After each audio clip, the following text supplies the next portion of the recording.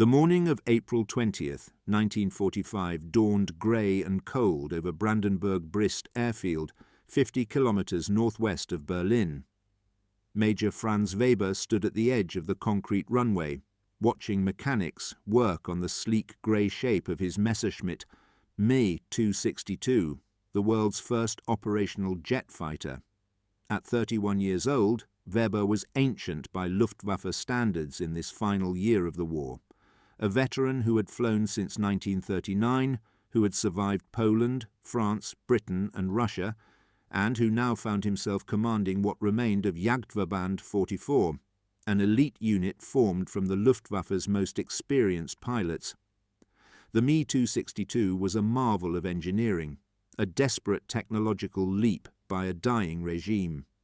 With twin Junkers Jumo 004 turbojet engines mounted beneath swept wings, it could reach speeds of 540 miles per hour, nearly 100 miles per hour faster than any Allied fighter. Armed with four 30mm Mk108 cannons in the nose, it could shred a B-17 bomber with a single burst. But for all its revolutionary design, the Me 262 suffered from critical flaws. The engines were temperamental and prone to failure. Fuel was scarce, trained pilots scarcer, and the runways needed for takeoff and landing made them vulnerable to Allied strafing attacks. Weber's jet bore the scars of 6 months of combat. Patches covered bullet holes in the fuselage. The paint was worn and faded, and one of the engines had been replaced twice. The mechanics called her Alte Dame, old lady, though she was barely a year old. In a war that had consumed aircraft and pilots with industrial efficiency, surviving 6 months was a lifetime. "Major Weber!" a young voice called out across the tarmac. Weber turned to see Lieutenant Hans Krieger jogging toward him, his flight suit still unbuttoned, his face flushed with excitement or fear or both.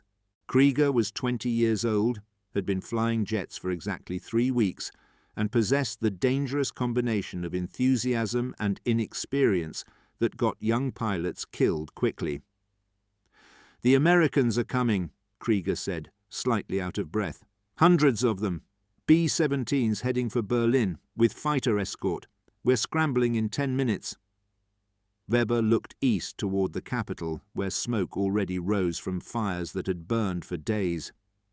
The Red Army was closing in from the east, artillery fire audible even here, 50 kilometers away. The Americans and British bombed by day, the Soviets advanced by night, and Berlin was being crushed between them like a nut in a vice. "How many fighters do we have operational?" Weber asked. 5 Me 262s, sir. Yours, mine, Hauptmann Richter's, and 2 others from the reserve pool. Everything else is grounded for lack of fuel or parts. 5 aircraft against hundreds. The mathematics of desperation. But they would fly anyway, because that's what they did, because orders demanded it, because the alternative was to sit and wait for the end. In the operations room, the remaining pilots of Jagdverband 44 gathered around a map table. Hauptmann Kurt Richter, 33 years old, with 127 confirmed kills to his credit and a Knight's Cross at his throat, stood with arms crossed, his scarred face betraying no emotion. Beside him, Oberleutnant Dieter Bauer, 28, who had lost his left eye over Schweinfurt and now flew with a black patch that made him look like a pirate, and Lieutenant Stefan Adler, 22, quiet and intense, who painted a small falcon on his aircraft for every kill. General Adolf Galland had formed Jagdverband 44 in February with one purpose: to use the Me 262's speed and firepower to decimate American bomber formations. Galland had hand-picked experienced pilots, men who understood that their technological advantage was Germany's last hope for air superiority.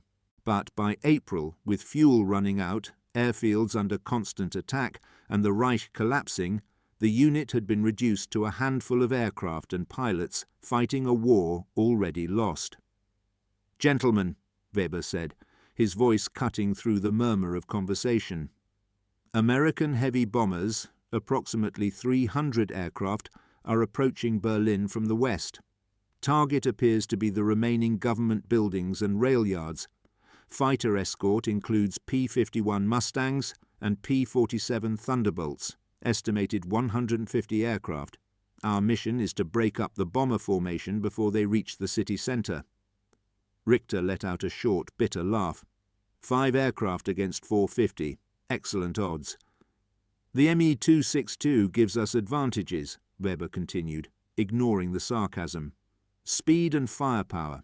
We approach from high altitude, dive through the fighter screen before they can react, hit the bombers with concentrated fire, then use our speed to escape before the escorts can engage. Quick, surgical strikes. And if the engines fail? Young Krieger asked. If we lose power during the attack? Weber met his eyes. Then you glide as far as you can and try to crash land somewhere the Americans won't find you before our forces do, or you bail out and take your chances with the civilians. He paused. Or you point your aircraft at a bomber and make sure your death accomplishes something. The room fell silent. They all knew what he meant. Sonderkommando Elbe, the ramming attacks where desperate pilots deliberately crashed their fighters into American bombers, trading their lives for certain kills. It was the ultimate act of devotion or madness, depending on your perspective. We're not there yet, Richter said firmly. We're pilots, not kamikaze. We fight smart, we use our advantages, and we survive to fight tomorrow. There may not be a tomorrow, Bauer said quietly, touching his eye patch. Look at the map. The Soviets are in the eastern suburbs. The Americans are at the Elbe.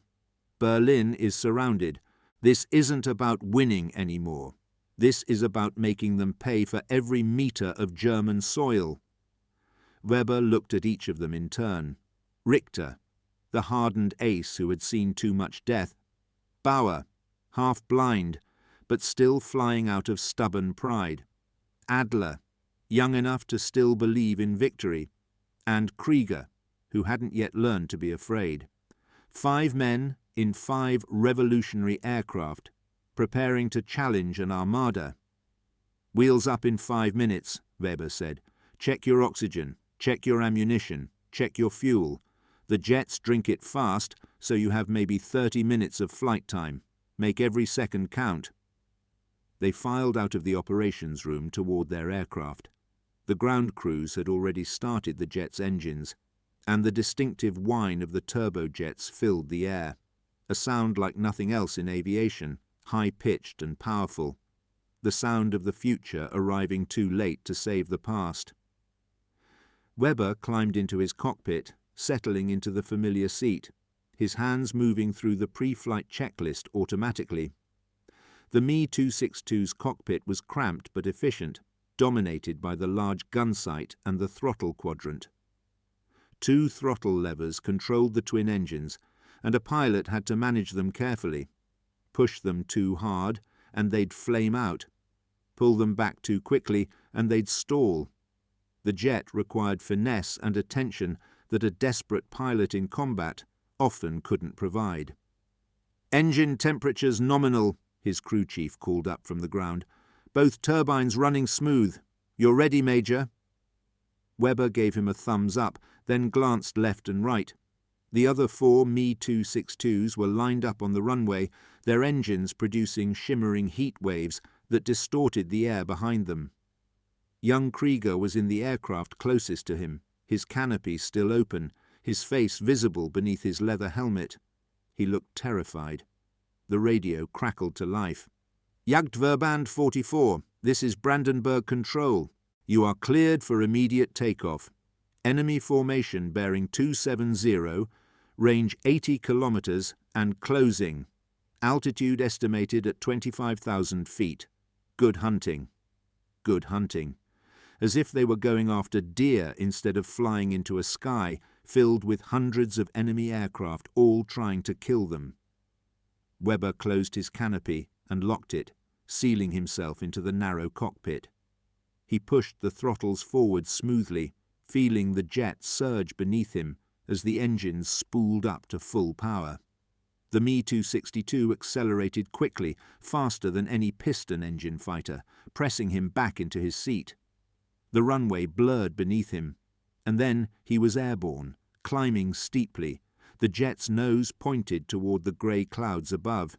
The other 4 aircraft followed in quick succession, forming up on his wings as they climbed through 10,000 feet, then 15,000, then 20,000. The altimeter unwound rapidly. Below them, Germany spread out like a detailed map. Fields, forests, roads and rivers, all marked by the scars of war.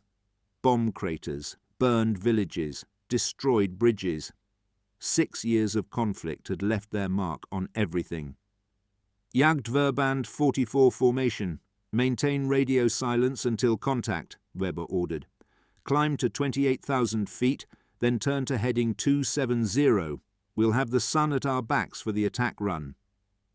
The acknowledgements came back in clipped professional tones.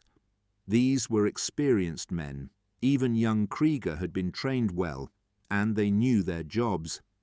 At 28,000 feet, they levelled off and turned west. The clouds below them formed a solid white blanket, hiding the ground. But ahead, toward Berlin, the clouds broke apart, and Weber could see the smoke rising from the capital, dozens of columns of black and grey that merged into a dark stain on the horizon. "Contact," Richter's voice came over the radio, calm and precise. 11 o'clock low, approximately 20 kilometers. I count. Jesus Christ, there must be 300 of them. Weber looked in the indicated direction and felt his stomach tighten. The American bomber formation was massive. A vast swarm of B-17 flying fortresses arranged in combat boxes, each box containing 18 to 21 bombers, flying in tight formation for mutual defensive fire. And surrounding them, above and to the sides, were the fighters. P-51 Mustangs, with their distinctive bubble canopies and long-range tanks, P-47 Thunderbolts, heavy and powerful, all of them protecting their charges like sheepdogs guarding a flock.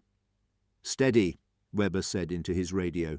"We approach from high altitude, dive through at maximum speed, hit the lead elements, then extend away. Don't try to dogfight the escorts. Our speed is our advantage. Use it." They climbed higher, to 30,000 feet, positioning themselves above and behind the bomber stream. The contrails from hundreds of engines created artificial clouds in the cold air.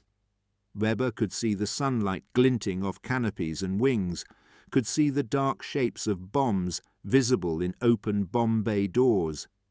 Those bombs were meant for Berlin, for the government buildings, the rail yards, the factories, but also for the civilians huddled in cellars, for the hospitals filled with wounded, for the children who had known nothing but war their entire lives. Weber thought of his sister in Berlin, working as a nurse in a hospital that had already been hit twice. He hadn't heard from her in 2 weeks. "Jagdverband 44, prepare to attack," Weber said. "On my mark, we dive. Pick your targets carefully. Aim for the engines or cockpit. Short bursts only. Ammunition is limited. 3, 2, 1. Mark." He pushed the stick forward and shoved the throttles to maximum power. The Me-262 rolled onto its back and dove toward the bomber formation below, accelerating rapidly. The airspeed indicator climbed past 500 miles per hour, the jet shuddering slightly as it approached its design limits. G-forces pressed him down into his seat, the world narrowing to a tunnel of vision focused on the bombers growing larger in his gun sight. The American gunners saw them coming. Tracer fire began arcing up toward the diving jets, bright lines of 50 caliber rounds seeking them out. But the Me-262s were too fast, closing at speeds the gunners weren't trained to compensate for. In seconds, Weber had dropped from 30,000 feet to 25,000 feet, and suddenly he was in range. He selected a B-17 at the edge of a combat box, a flying fortress with nose art showing a pin-up girl and the name Memphis Belle 2 painted on the fuselage. His finger tightened on the firing button, and the 4 30mm cannons roared to life, the heavy shells streaming toward the bomber. The recoil shook the entire aircraft. His aim was perfect. The shells walked across the B-17's port wing, exploding on impact. The No. 2 engine disintegrated in a shower of metal and fire. The wing folded upward, structural spars severed, and suddenly the bomber was rolling out of formation, trailing flame and smoke, pieces falling away. Weber flashed past it at over 500 miles per hour, the closure rate so fast that the B-17 was visible for perhaps 2 seconds before it was behind him. He pulled back on the stick, zooming upward, using his speed to climb back to altitude before the escort fighters could react. Around him, the sky had erupted into chaos. The other Me-262s had also struck the bomber formation, and 3 more B-17s were falling, trailing smoke and fire. But now the American fighter escorts were reacting, diving down to intercept, and the speed advantage that made the jets so deadly was also making them targets as they slowed to reposition for another attack. "Mustangs, 6 o'clock high," Bauer's voice crackled over the radio, urgent but controlled. Weber glanced back and saw them, 4 P-51s diving in pursuit of Krieger's jet. The young pilot was climbing too slowly, his throttle management inexperienced, and the Mustangs were closing the distance rapidly. At high altitude, where the jet engines performed best, the Me-262 could outrun anything. But Krieger had bled off too much speed during his attack run and was vulnerable. "Krieger, full throttle. Don't try to turn with them. Just run straight," Weber commanded. But panic had seized the young pilot. Instead of accelerating away, Krieger broke left, trying to turn inside the Mustangs like he'd been taught in conventional fighter training. The Me-262's wing dipped sharply, the aircraft entering a banking turn that cost precious speed. The lead Mustang followed easily, its 50 caliber machine guns opening fire, tracers converging on the jet. Weber watched in horror as the rounds stitched across Krieger's fuselage. The canopy shattered. Smoke poured from the port engine. The Ma-262 rolled inverted and went into a spin, falling away toward the clouds below, out of control. "Krieger, bail out," Weber shouted into his radio. No response. The spinning jet disappeared into the clouds, and Weber knew with terrible certainty that he would never see the young pilot again. 20 years old, 3 weeks in jets, dead because he forgot the most basic rule: never try to dogfight in an aircraft designed for speed. "Major, we need to disengage," Richter's voice cut through Weber's grief. "We're outnumbered, and they're adapting. Another pass will get us all killed." Richter was right. The American fighters were converging from multiple directions, and the bomber formation was breaking up and scattering, making another coordinated attack impossible. They had done what they could. 4 bombers destroyed, perhaps 20 or 30 crewmen dead.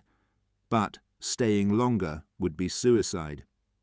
"All aircraft, break off and return to base," Weber ordered. "Use your speed. Don't engage the fighters." He pushed his throttles forward and turned north, away from the bomber stream. The Me-262 accelerated rapidly, and within seconds he was pulling away from the pursuing Mustangs. They fired at him, long-range shots that fell short, and then gave up the chase, unable to match his speed. But as Weber climbed through 25,000 feet, his port engine began to sputter. The exhaust gas temperature gauge was climbing into the red zone, and he could feel vibrations through the airframe. The Jumo 004 engines were notoriously unreliable, their turbine blades made from inferior metals that warped under heat and stress. Average engine life was 25 hours. Weber's port engine had 32 hours on it, borrowed time. "Come on, old lady," he muttered. gently reducing power on the failing engine, while increasing it on the starboard side to compensate. "Just get me home." Behind him, he could see Richter and Bauer's aircraft, both trailing him at a distance, but Adler's jet was missing. Weber scanned the sky, looking for the distinctive shape, and finally spotted it far below, pursuing a damaged B-17 that had separated from the formation. "Adler, break off! You're too low and too far from the group." "Negative, Major. This one is mine. He's crippled and heading for the coast. I can get him." "That's an order, Adler. Break off now." But Adler ignored him, his jet diving after the struggling bomber like a falcon after wounded prey. Weber watched helplessly as Adler closed the distance, opened fire, and sent the B-17 spiraling down in flames. But in doing so, he had descended to 8,000 feet and depleted his ammunition and fuel chasing a single target. 4 P-47 Thunderbolts, heavy and powerful fighters that had been escorting the bomber, pounced on Adler's jet. They came from different angles, coordinating their attack, boxing him in. Adler tried to accelerate away, but his fuel was too low, his speed insufficient. The Thunderbolts opened fire simultaneously, their combined firepower overwhelming. Adler's Me-262 came apart in mid-air, the fuselage breaking in half, the wings folding up, debris spinning away in all directions. No parachute appeared. No chance for survival. Another pilot dead. Another mother's son gone. Another small falcon painted on a cockpit that would never fly again. Weber forced himself to look away, to focus on flying. Grief would come later, if there was a later. Right now, he had to get his damaged aircraft back to Brandenburg-Brest before the engine failed completely, or Allied fighters found him. The flight back took 20 minutes that felt like hours. The port engine continued to run, but barely, producing only about 60% power. The exhaust gas temperature remained dangerously high, and Weber half expected the engine to catch fire at any moment. He kept his hand on the fire extinguisher controls, ready to shut it down if necessary. Below him, Germany scrolled past, a landscape of destruction. Everywhere he looked, there were signs of war: ruined factories, bombed-out cities, bridges reduced to twisted metal in rivers, roads clogged with refugees fleeing the advancing Soviet armies. This was what they were fighting for now, not victory or glory, but simply to delay the inevitable end a few more days or weeks. "Brandenburg Control, this is Major Weber, requesting emergency landing clearance. I have engine damage and low fuel." The response came immediately, the controller's voice tense. "Weber, be advised the field is under attack. American fighters are strafing the runway. Hold at your current position." Weber's heart sank. This was the Allies' most effective tactic against the jets. Attack them on the ground, destroy them during takeoff and landing when they were most vulnerable. The Me-262 required long runways and consumed fuel rapidly, making alternative landing sites difficult. "Negative, Control. I have maybe 5 minutes of fuel remaining. I'm coming in whether the field is clear or not." He descended through the clouds and saw Brandenburg-Brest ahead. 4 P-51 Mustangs were making strafing runs on the airfield, their guns tearing up parked aircraft, setting fuel trucks ablaze, killing ground crew who couldn't reach shelter in time. Tracer fire crisscrossed the tarmac like deadly spider webs. Weber had no choice. He lowered his landing gear and flaps, configuring the jet for landing, making himself an easy target. The Mustangs spotted him immediately, and two broke off from their strafing runs to intercept. "Major, you have fighters on your 6. Richter's voice came over the radio. He and Bauer had followed Weber back, and now they dove to intercept the Mustangs, even though their own ammunition was nearly depleted and their fuel critically low. What followed was a desperate running fight at low altitude. 4 damaged and fuel-starved German jets trying to reach the safety of their airfield, while American fighters tried to shoot them down. Richter managed to drive off one Mustang with a brief burst of cannon fire. Bauer, his depth perception compromised by his missing eye, misjudged an attack angle and nearly collided with a P-51, both aircraft breaking away at the last second. Weber focused on landing. The runway was ahead, marked by craters from previous attacks, but still usable. He lined up his approach, fighting to keep the crippled jet stable as crosswinds buffeted the lightweight airframe. Behind him, he could hear the rattle of machine gun fire, couldn't tell if it was directed at him or at Richter and Bauer. The wheels touched down hard, bouncing once before settling. Weber immediately applied the brakes, the jet decelerating rapidly, eating up runway. A P-51 flashed overhead, so close he could see the pilot's face, see the American's frustration as Weber escaped his gun sights by being already on the ground. The Me-262 rolled to a stop near the dispersal area. Weber shut down both engines, the turbines winding down with their characteristic whine. He sat in the cockpit for a moment, hands shaking from adrenaline, before forcing himself to open the canopy and climb out. Ground crew rushed toward him, but their attention was divided between helping him and watching the sky where Richter and Bauer were still fighting for their lives. As Weber's feet hit the tarmac, he looked up and saw Bauer's jet take hits from a Mustang. Smoke poured from the starboard engine. The jet wobbled, barely maintaining altitude, heading for the runway. Bauer managed to get his landing gear down but couldn't slow enough for a safe landing. The Me-262 hit the runway at excessive speed, bounced, came down again, and the landing gear collapsed. The jet slid along the concrete on its belly, throwing sparks, shedding pieces, until it finally ground to a halt 300 meters down the runway. Weber ran toward it, along with firefighters and medics. When they reached the aircraft, Bauer was already climbing out, blood streaming from a cut on his forehead, his flight suit torn, but alive. He dropped to the ground and immediately vomited, the combination of stress, injury, and relief overwhelming his system. Richter landed moments later, his aircraft nearly out of fuel, having used the last of his ammunition to drive off the final Mustang. The American fighters, low on fuel themselves and with anti-aircraft fire finally responding from the ground, broke off and headed west. In the operations room, 30 minutes later, the 4 surviving pilots, Weber, Richter, Bauer, and one other from the reserve pool, sat in silence, drinking ersatz coffee and trying not to think about Krieger and Adler. The ground crew had confirmed both pilots dead. Krieger's aircraft found crashed in a field, the young pilot still in the cockpit. Adler's body recovered from the wreckage of his jet by Wehrmacht soldiers. 4 bombers destroyed, Richter said finally, his voice hollow. And we lost 2 pilots and 3 aircraft. Not exactly a favourable exchange rate. The bombers got through, Bauer added, dabbing at his forehead wound. Berlin got hit anyway. We bought them maybe 10 minutes, cost the Americans 4 planes and 40 men, and achieved nothing.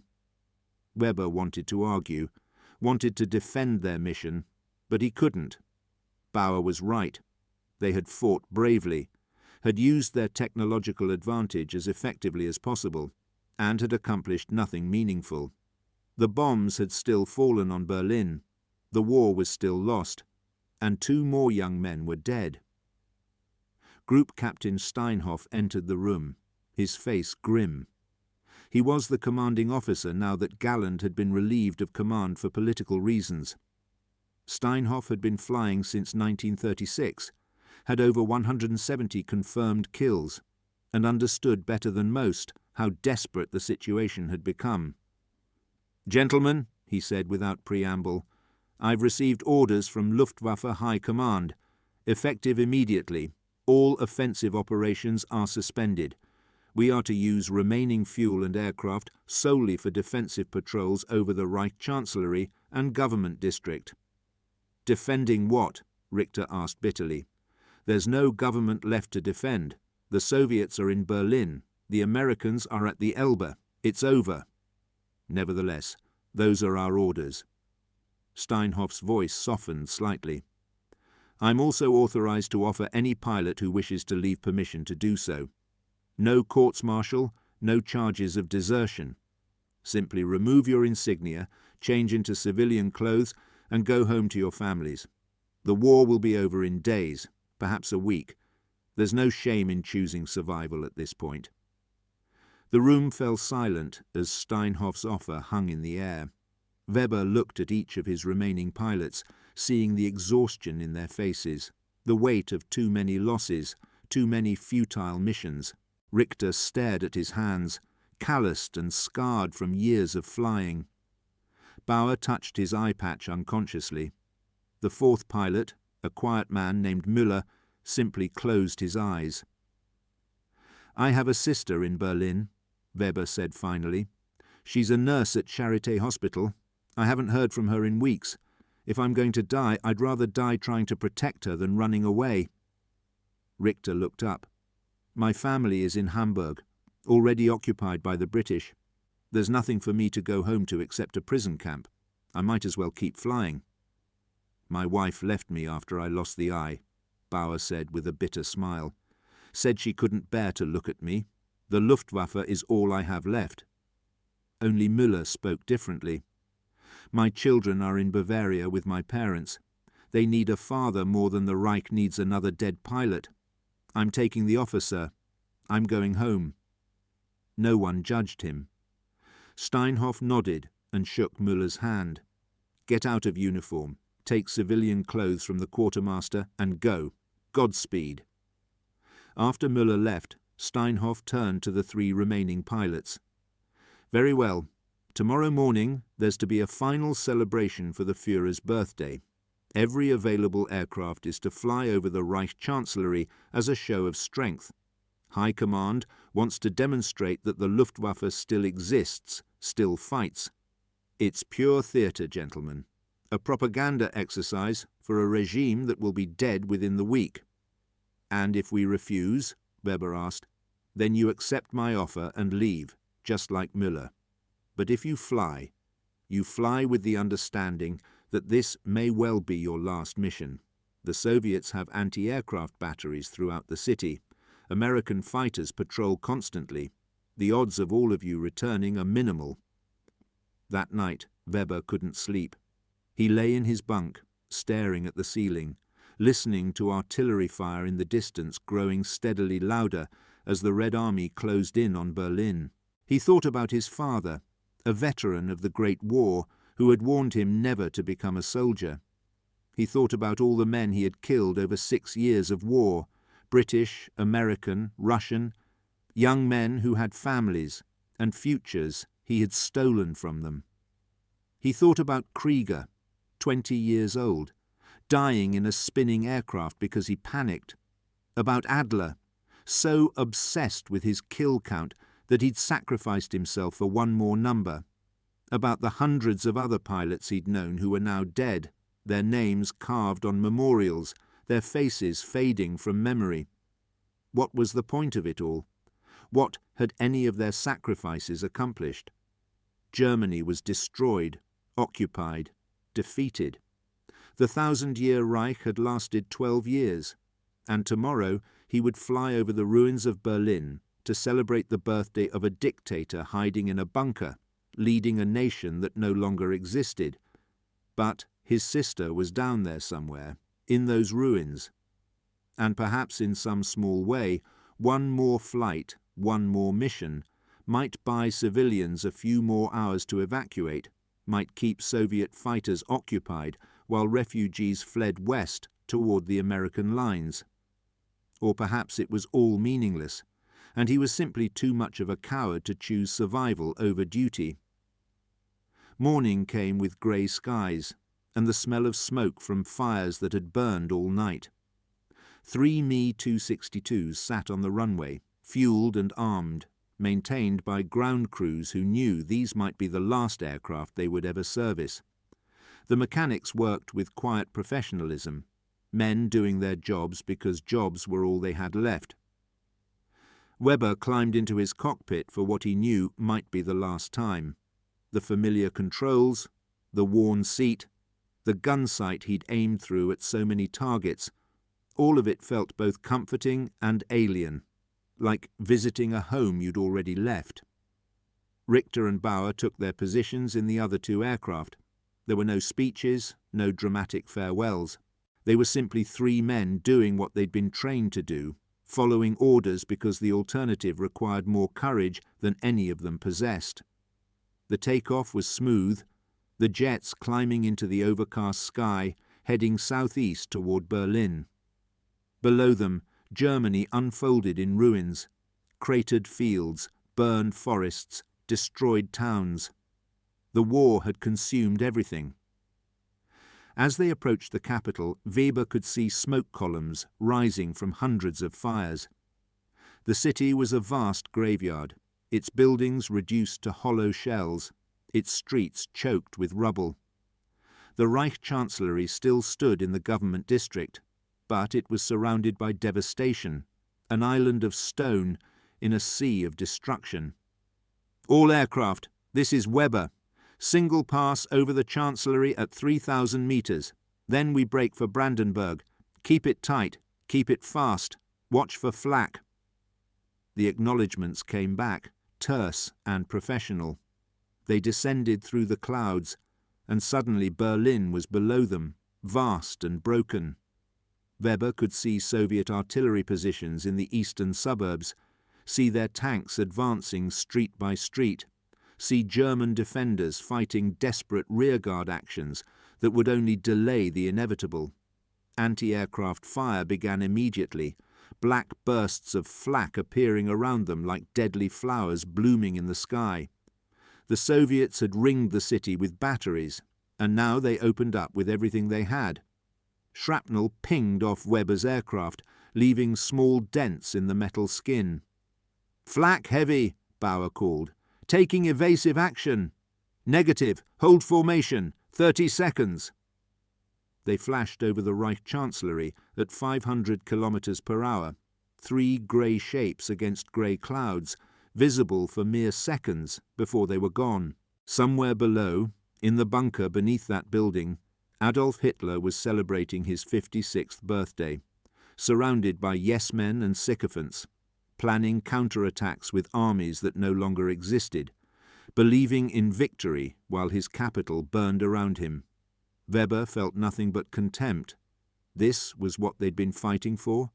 This madman's delusions? But then he saw something that made him forget the Chancellery, forget Hitler, forget everything except the immediate present. Soviet Il-2 Sturmovik ground attack aircraft, 8 of them, flying low over the western suburbs, heading toward a column of civilians, women, children, elderly, fleeing along a highway toward the American lines. "Contacts, 11 o'clock low," Weber called. "Soviet attack aircraft, moving towards civilian targets." "Major, our orders were a single pass over the Chancellery, then return to base," Richter reminded him. "I see German civilians about to be strafed by Soviet aircraft. I'm engaging." Weber rolled the Me-262 into a steep dive, accelerating toward the Sturmoviks. Behind him, after only a moment's hesitation, Richter and Bauer followed. 3 German jets diving out of the clouds like avenging angels, moving faster than the Soviet pilots could comprehend. The Sturmoviks were slow and heavily armoured, designed to survive ground fire, but helpless against a fighter attack from above. Weber selected the lead aircraft, lined up his shot, and fired a short burst. The 30mm shells tore through the Sturmovik's cockpit, killing the pilot instantly. The aircraft rolled inverted and smashed into the ground. Richter destroyed a second Sturmovik with a deflection shot that severed its tail. Bauer, despite his compromised depth perception, managed to damage a third badly enough that it turned away trailing smoke. The remaining Soviet aircraft scattered, abandoning their attack on the refugees and fleeing east. Below, on the highway, Weber could see civilians looking up. could imagine their confusion. German jets saving them from Soviet attack, loyalty and nationality suddenly meaningless in the face of simple human decency. "All aircraft, disengage and head for Brandenburg," Weber ordered. "We're done here." But fate had other plans. As they turned west, away from Berlin, a swarm of Soviet Yak-9 fighters appeared ahead of them, at least 20 aircraft, returning from a mission. The Germans had flown directly into them. "Break! Break!" Weber shouted, but it was too late. The dogfight that followed was chaos. The Me-262s had speed, but were outnumbered 10-1. Soviet tracers filled the sky like deadly rain. Weber threw his jet into violent maneuvers, using speed to evade, climbing, diving, turning, his hands and feet working the controls with practiced precision born of 6 years of aerial combat. He saw Richter's jet take multiple hits, saw the veteran ace struggling to maintain control as hydraulic fluid streamed from ruptured lines. Richter's voice came over the radio, calm even in extremis. "Major, I'm hit bad, losing hydraulics. Tell my mother. Tell her I flew well." "Richter, bail out. That's an order." "Negative. I'm over Soviet lines. I'd rather die quick than in their prisons." Richter's jet turned toward the largest concentration of Yak-9s, accelerating to maximum speed. For Germany. For us. For all of them. Weber watched helplessly as Richter rammed his jet into a Soviet fighter at full speed. Both aircraft exploded in a massive fireball, debris raining down over Berlin. 2 more Soviet fighters were caught in the explosion, their wings torn off, spiraling down. Kurt Richter, 127 kills, Knight's Cross, 33 years old, died on his own terms. "Bauer, with me," Weber called. "We're punching through." The 2 remaining Me-262s accelerated to maximum speed, climbing away from the dogfight, using their jet's superior performance to escape. Soviet fighters tried to follow, but couldn't match their rate of climb. Within 2 minutes, Weber and Bauer had broken contact, racing west at treetop level, evading further interception. Brandenburg-Brest airfield was under attack when they arrived. American P-47s were making repeated strafing runs, destroying everything they could find. The control tower was burning, fuel trucks were exploding, ground crew were running for cover, or lying dead on the tarmac. "Brandenburg is compromised," Weber said over the radio. "Bauer, I'm heading south to Munich. JV-44 has a detachment there. You?" "I'll follow you, Major. There's nothing left for me here." They turned south, flying low to avoid radar detection, their fuel gauges dropping steadily. Behind them, Berlin burned. The city of Weber's birth, the capital of the Reich, the heart of everything they'd been fighting for, was dying. The flight to Munich took 90 minutes and consumed the last of their fuel. They landed at Munich-Riem just as their engines began to sputter, rolling to a stop on a runway cratered by bombing but still marginally usable. Adolf Galland himself was there, grounded after being wounded in his last mission days before.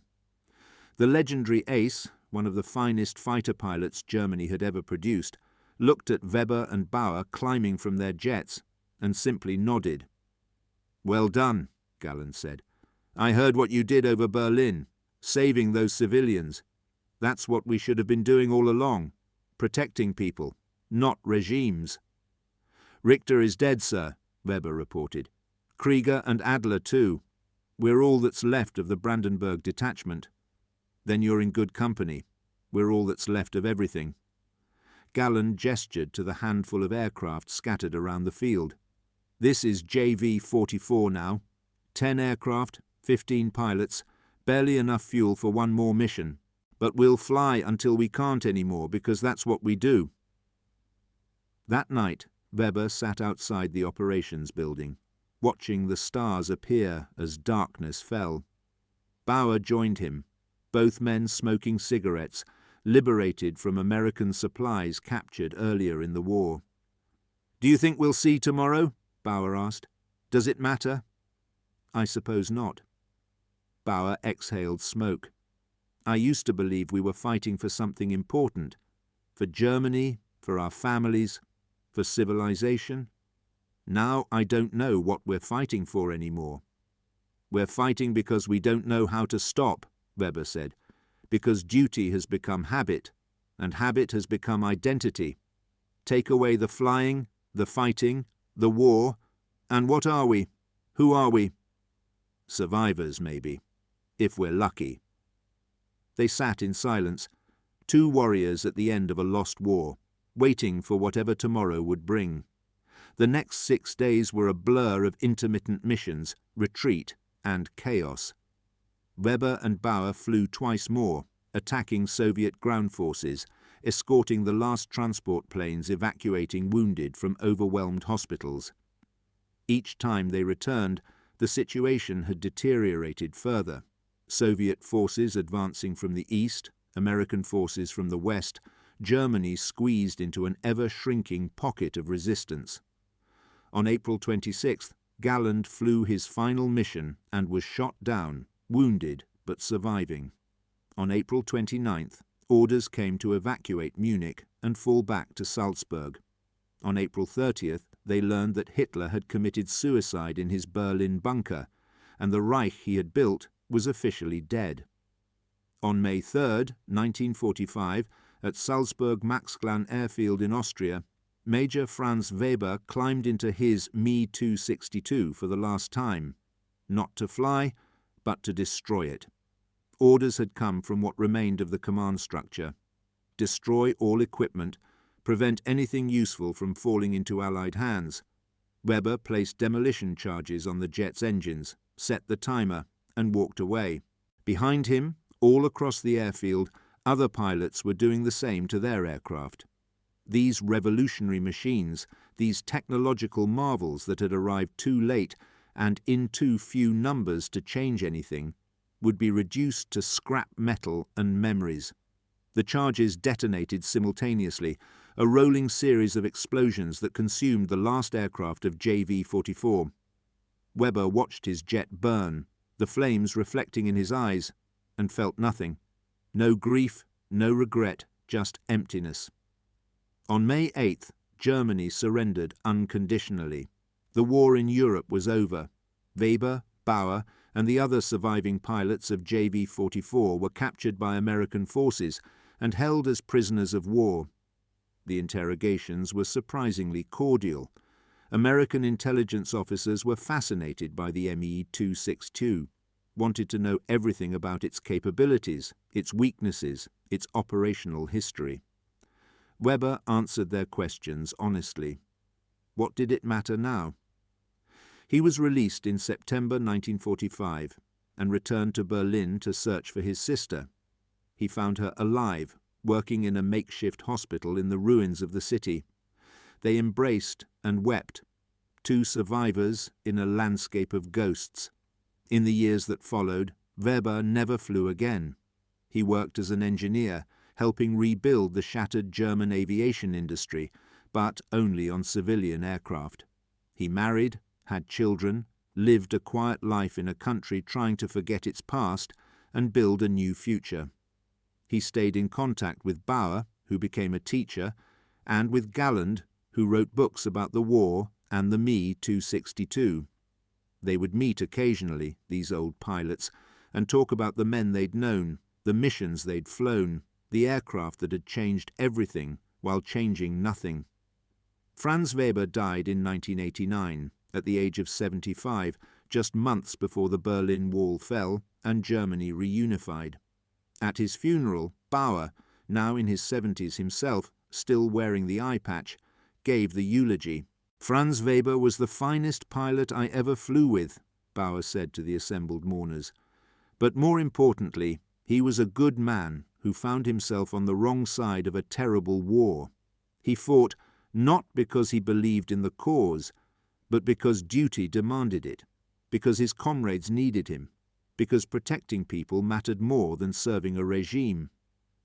In those final days over Berlin, when everything was lost, Franz chose to save civilians rather than follow orders.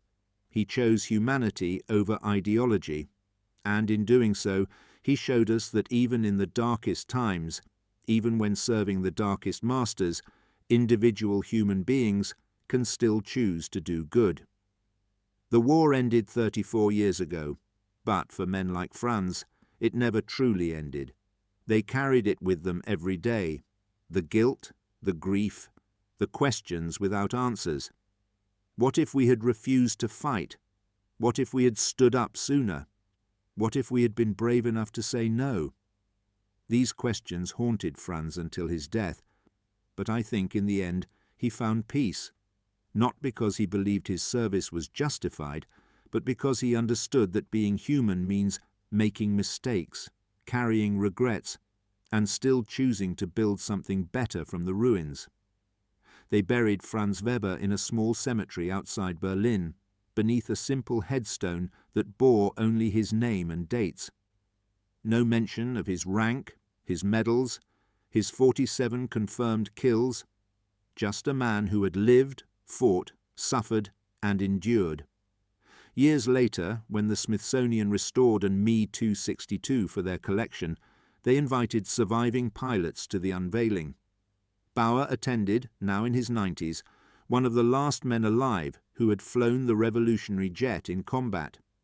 A young reporter asked him what it had been like, flying the world's first operational jet fighter, being part of aviation history. Bauer looked at the restored aircraft, its grey paint gleaming under museum lights, its weapons disabled, its engines cold and silent. It was like being given a glimpse of the future, he said quietly, while watching the past burn to ashes around you.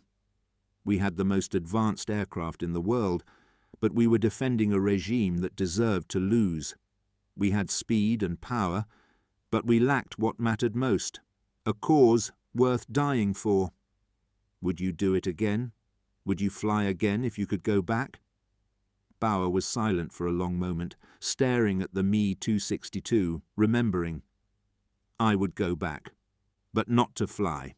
I would go back to save all those young men, German, American, British, Russian, who died for old men's politics and nationalism's lies. I would go back to stop the war before it started. That's the only mission worth flying. The Me 262 remained on display in the museum, a testament to engineering brilliance and strategic failure, to technological innovation arriving too late to matter. Children pointed at it, impressed by its sleek design. Aviation enthusiasts photographed it from every angle. Historians wrote papers analyzing its impact. But the men who flew it, Weber, Richter, Krieger, Adler, and thousands of others, were gone, their memories fading, their experiences becoming history rather than living testimony. The jet that hunted in silence over dying Berlin had become a monument to the futility of fighting for lost causes, a reminder that even the most advanced weapons cannot save a nation that has lost its soul. And somewhere in that lesson, perhaps, was the meaning Franz Weber had searched for during his final flight over Berlin. Not victory or glory or vindication, but simply the understanding that survival, decency, and the choice to protect life over ideology were the only victories that truly mattered when everything else had been lost. The war ended. The jets were scrapped or preserved. The pilots grew old and died. But their story remained, carved not in stone or metal, but in the collective memory of a world determined never to repeat their mistakes. That was Franz Weber's true legacy, not the aircraft he flew or the battles he fought, but the quiet understanding that sometimes the bravest thing a warrior can do is question why he's fighting at all. And in the ruins of Berlin, on that final flight over a dying city, he had found his answer.